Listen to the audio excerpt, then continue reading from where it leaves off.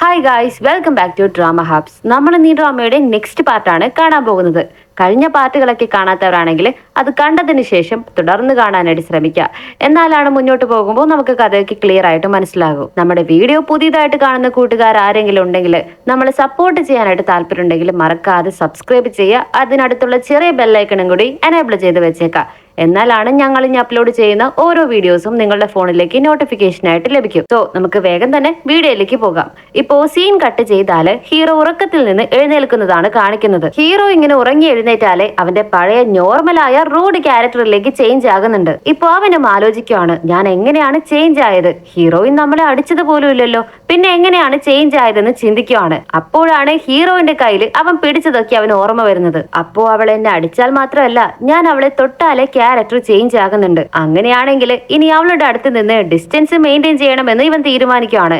Cut ചെയ്താല് ഇപ്പോ heroine കോളേജിലേക്ക് വരുവാണ്. അവിടേക്ക് വരുമ്പോൾ കോളേജിലെ പിള്ളേർ എല്ലാവരും നമ്മുടെ ഹീറോയിനെ കുറിച്ച് മോശമായിട്ടൊക്കെ സംസാരിക്കാനായിട്ട് തുടങ്ങുവാണ്. ഈ പെണ്ണ് പണത്തിന് വേണ്ടി ഒരു ചെക്കന്റെ കൂടെ കറങ്ങി നടക്കുവാണെന്നൊക്കെ പറഞ്ഞ് നമ്മുടെ ഹീറോയിൻ ഇവർ എന്തിനാണ് ഇങ്ങനെയൊക്കെ പറയുന്നതെന്ന് മനസ്സിലാകുന്നില്ല. പക്ഷേ ജുന്ന് പറഞ്ഞതിന് ശേഷമാണ് മനസ്സിലാകുന്നത്, നിന്നെ പറ്റി ആരോ മോശമായ ആർട്ടിക്കിൾ എഴുതിയിട്ടുണ്ട്, അത് കണ്ടിട്ടാണ് ഇവിടെയുള്ളവർ ഇങ്ങനെയൊക്കെ സംസാരിക്കുന്നതെന്ന്. ശരി, നീ അത് കാര്യമാകണ്ട എന്ന് അവരൊക്കെ പറയുന്നുണ്ട്. പക്ഷെ നമ്മുടെ ഹീറോയിൻ കൂളായി, ഇത് അത്ര വലിയ കാര്യമൊന്നുമല്ല, അവന് ഇഷ്ടമല്ലാത്ത ആരെങ്കിലൊക്കെ ആയിരിക്കും ഇങ്ങനെ ഒരു പണി കാണിച്ചത്. അത് മാത്രമല്ല, ഞങ്ങൾ രണ്ടുപേരും തമ്മിൽ അങ്ങനെ റിലേഷൻഷിപ്പിൽ ഒന്നല്ല ഉള്ളത്. ഞാൻ ചെയ്യുന്ന ജോലിക്ക് അവൻ എനിക്ക് പണം തരുന്നുണ്ട്, അതിനുവേണ്ടി മാത്രമാണ് ഞാനിപ്പോ അവന്റെ കൂടെ നിൽക്കുന്നതെന്ന് ഹീറോയിൻ പറഞ്ഞിട്ട് പോകുവാണ്. ഇവർക്ക് അവൾ എന്ത് ഇങ്ങനെയൊക്കെ പറഞ്ഞിട്ട് പോകുന്നതെന്ന് കൺഫ്യൂസ്ഡ് ആകുന്നുണ്ട്.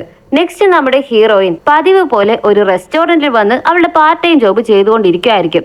ആ സമയത്ത് ഒരു പണക്കാരി പെണ്ണ് അവിടേക്ക് കയറി വരുന്നുണ്ട്. ഓഹോ, നീ ഇവിടെയാണോ വർക്ക് ചെയ്യുന്നേ?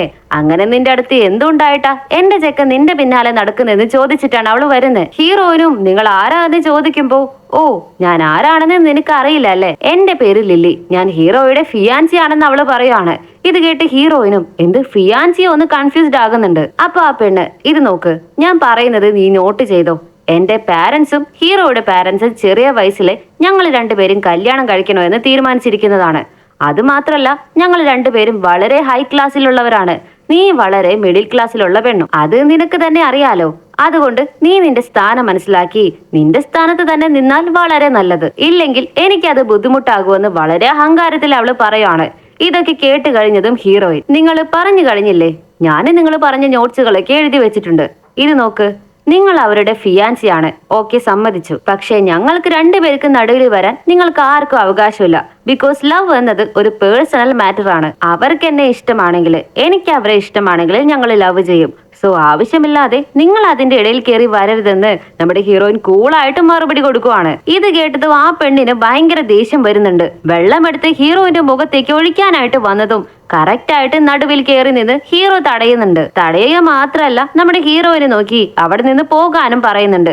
നമ്മുടെ ഹീറോയിനും ഒരുമാതിരി കൺഫ്യൂസ്ഡ് ആയിട്ട് ഹോസ്റ്റലിലേക്ക് വരുന്നുണ്ട്. അതിനുശേഷം നടന്ന കാര്യങ്ങളൊക്കെ അവള് ഫ്രണ്ടിനോട് പറഞ്ഞാല്, എടി നിനക്ക് ഹീറോയെ ഇഷ്ടമാണെന്ന് എനിക്ക് നന്നായിട്ട് അറിയാം, പക്ഷെ എന്താ നീ നിന്റെ ഫീലിങ്സ് അവനോട് ഓപ്പൺ ആയിട്ട് പറയാത്തത്? പോയി എല്ലാം തുറന്നു പറയടിയെന്ന് അവള് പറയുവാണ്.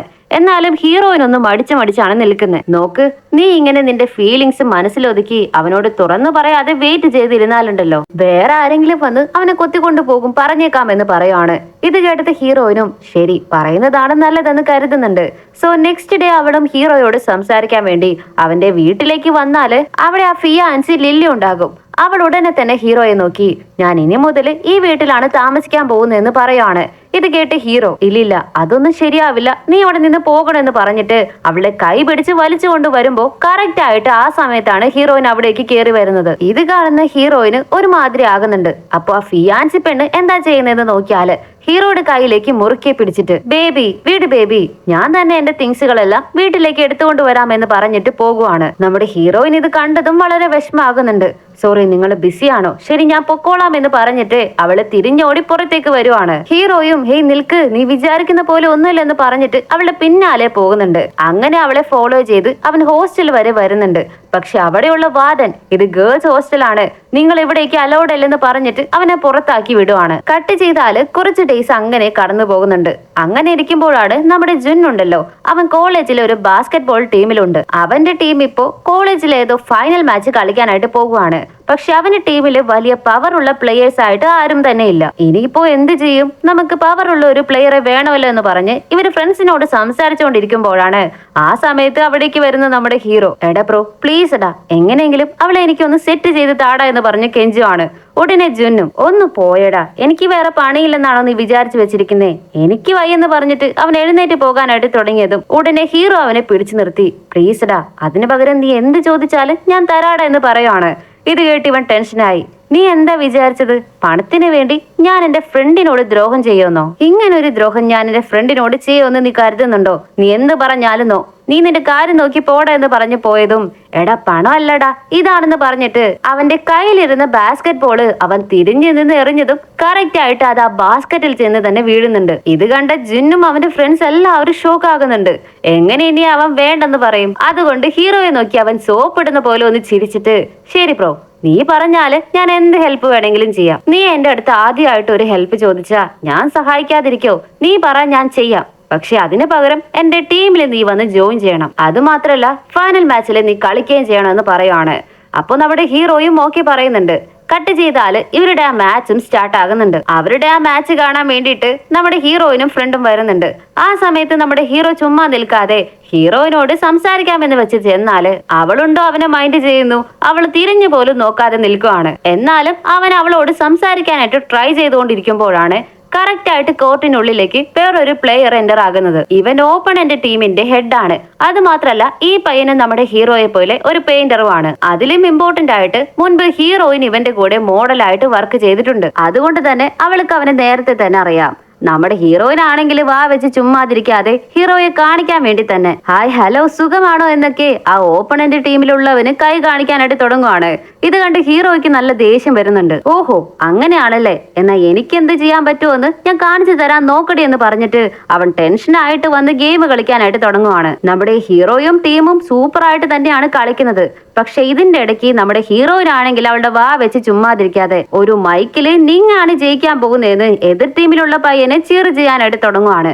അതുകൊണ്ട് തന്നെ ഹീറോയുടെ ശ്രദ്ധയെല്ലാം മാറാനായിട്ട് തുടങ്ങുന്നുണ്ട്. ഉടനെ നമ്മുടെ ഫ്രണ്ടും അവളുടെ കയ്യിൽ നിന്ന് അത് വാങ്ങിയെടുത്ത് എടി ഒന്നും മിണ്ടാതിരിക്കടി, നീ കാരണം എന്റെ ജയിക്കനും തോക്കുവെന്നാ തോന്നുന്നതെന്ന് പറഞ്ഞ് അവളുടെ വാ മൂടിക്കുന്നുണ്ട്. അതിനുശേഷം നമ്മുടെ ഹീറോയും ടീമും വളരെ നന്നായിട്ട് തന്നെ ഗെയിം കളിക്കാനായിട്ട് തുടങ്ങുവാണ്.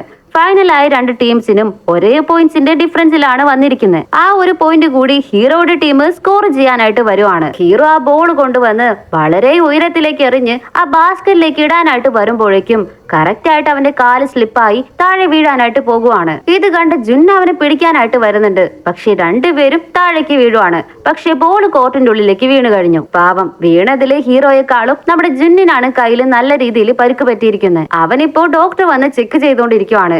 അവൻ നിലവിളിക്കാൻ തുടങ്ങിയതും നമ്മുടെ ഫ്രണ്ട് അവന്റെ വാ പൊത്തി പിടിച്ചിട്ടുണ്ട്. ഈ സമയത്ത് നമ്മുടെ ഹീറോയിന്റെ അടുത്തേക്ക് ഹീറോ വന്ന് സംസാരിക്കാനായിട്ട് ശ്രമിക്കുമ്പോഴാണ് ശകുനി പോലെ പിന്നെയും ആ എതിർ ടീമിലുള്ള പയ്യനുണ്ടല്ലോ അവൻ വരുന്നത്. അവൻ വന്നതും ഹീറോയിനെ നോക്കി ഹേയ് എങ്ങനെയുണ്ട്, നിനക്ക് സുഖമാണോ എന്നൊക്കെ ഹീറോയിനോട് സംസാരിക്കാനായിട്ട് വരുവാണ്. ഇത് കണ്ട് നമ്മുടെ ഹീറോ വെറുതെ നിൽക്കോ. അവൻ ടെൻഷനായി നീ എന്തിനാ ഇവളോട് സംസാരിക്കുന്നേ? നിനക്കും ഇവൾക്ക് യാതൊരു ബന്ധമില്ലല്ലോ എന്ന് ചോദിക്കുവാണ്. എന്ത്, നീ എന്താ ഇങ്ങനെയൊക്കെ സംസാരിക്കുന്നേ? ആരാ പറഞ്ഞത് എനിക്ക് ഇവളെ അറിയില്ലെന്ന്? എനിക്ക് ഇവളെ നന്നായിട്ട് അറിയാം. നോക്ക്, നീയും ഞാനും ഇപ്പോ ഒരു കോമ്പറ്റീഷന് വേണ്ടിയാണ് ഫൈറ്റ് ചെയ്തുകൊണ്ടിരിക്കുന്നതെന്ന് അറിയാലോ. ഞാൻ ഈ ബാസ്കറ്റ് ബോൾ കോമ്പറ്റീഷന്റെ കാര്യമല്ല പറഞ്ഞത്, വേറെ ഒന്നുകൂടി നമ്മുടെ ഇടയിൽ പോയിക്കൊണ്ടിരിക്കുന്നുണ്ടല്ലോ. പെയിന്റിംഗ് കോമ്പറ്റീഷനെ കുറിച്ചാണ് ഞാൻ പറഞ്ഞത്. പറഞ്ഞു വന്നാല് ആ കോമ്പറ്റീഷന് ഞാൻ വരയ്ക്കാൻ പോകുന്ന മോഡല് ഇവള് തന്നെയാണെന്ന് ഹീറോയിന് പറയുവാണ്. ഇത് കേട്ട ഉടനെ തന്നെ നമ്മുടെ ഹീറോയിനും സാർ, നിങ്ങൾ എന്നെ വരച്ചതിനും നിങ്ങൾ എന്റെ മോഡലായിട്ട് സെലക്ട് ചെയ്തതിനും താങ്ക്സ്. പക്ഷെ ആക്ച്വലി ഞാനിപ്പോ ഇവർക്ക് വേണ്ടിയാണ് വർക്ക് ചെയ്തുകൊണ്ടിരിക്കുന്നത്. സോ നിങ്ങളിപ്പോ പിന്നെയും നിങ്ങളുടെ പെയിന്റിങ്ങിന് മോഡലായി നിൽക്കാൻ വിളിക്കാൻ വേണ്ടിയാണ് വന്നിരിക്കുന്നതെന്ന് മനസ്സിലായി. പക്ഷെ എനിക്ക് നിങ്ങളുടെ കൂടെ ചേർന്ന് വർക്ക് ചെയ്യാനായിട്ട് പറ്റില്ല. ഞാൻ ഹീറോയുടെ കൂടെ ചേർന്ന് വർക്ക് ചെയ്യാമെന്ന് എഗ്രിമെന്റ് വെച്ചുപോയി. സോ ഞാൻ അവന് വേണ്ടി തന്നെയാണ് വർക്ക് ചെയ്യാൻ പോകുന്നത്. അത് മാത്രല്ല ഇവൻ വളരെ ടാലന്റഡ് ആണ്. നടക്കാൻ പോകുന്ന ആ പെയിന്റ് കോമ്പറ്റീഷൻ ഉണ്ടല്ലോ, ഇവനാണ് വിൻ ചെയ്യാൻ പോകുന്നത്. അതിലെനിക്ക് നല്ല ഉറപ്പുണ്ടെന്ന് പറഞ്ഞിട്ട് ഹീറോയ്ക്ക് സപ്പോർട്ട് ചെയ്തിട്ട് പറഞ്ഞിട്ട് അവള് പോകുവാണ്. ഹീറോയ്ക്കാണെങ്കിൽ ഇത് വിശ്വസിക്കാനേ പറ്റുന്നില്ല. 24 മണിക്കൂറും എന്നെ തല്ലുകൂടി തെറി വിളിച്ച് നടക്കുന്ന ഇവളാണോ എന്നെ കുറിച്ച് നല്ല വാക്കുകൾ പറയുന്നെന്ന് ഷോക്കായി അവൻ നിൽക്കുവാണ്. ഇതോടെയാണ് ഈ പാർട്ട് ഇവിടെ കഴിഞ്ഞിരിക്കുന്നത്. അടുത്ത പാർട്ടുമായിട്ട് ഞാൻ വേഗം തന്നെ വരുന്നതായിരിക്കും. അത് ഫൈനൽ പാർട്ട് ആയിരിക്കും. സോ മിസ് ചെയ്യാതെ കാണുന്നുണ്ടെങ്കിൽ നമ്മുടെ ചാനൽ ഒന്ന് സബ്സ്ക്രൈബ് ചെയ്യുക. അടുത്തുള്ള ചെറിയ ബെല്ലൈക്കണും കൂടി എനേബിൾ ചെയ്ത് വെച്ചേക്കുക. അതിൽ ഓൾ എന്ന ഓപ്ഷൻ കൊടുക്കുക. എന്നാലാണ് ഞങ്ങൾ ഇനി അപ്ലോഡ് ചെയ്യുന്ന ഓരോ വീഡിയോസും നിങ്ങളുടെ ഫോണിലേക്ക് നോട്ടിഫിക്കേഷൻ ആയിട്ട് ലഭിക്കും. നമ്മുടെ ഇൻസ്റ്റാ അക്കൗണ്ടും മറ്റ് ചാനൽസും ഫോളോ ചെയ്യാത്തവരാണെങ്കിൽ അതും കൂടി ഒന്ന് ഫോളോ ചെയ്ത് നമ്മളെ സപ്പോർട്ട് ചെയ്യാം. ലിങ്കും കാര്യങ്ങളും നമ്മൾ ഡിസ്ക്രിപ്ഷൻ ബോക്സിൽ പ്രൊവൈഡ് ചെയ്തിട്ടുണ്ട്. സോ വേഗം തന്നെ നിങ്ങൾ അതൊന്ന് ചെക്ക് ചെയ്ത് നോക്കുക. ഈ ഡ്രാമയുടെ ഫൈനൽ പാർട്ടുമായിട്ട് ഞാൻ വേഗം തന്നെ വരാം. അതുവരയ്ക്കും എല്ലാവർക്കും ബൈ.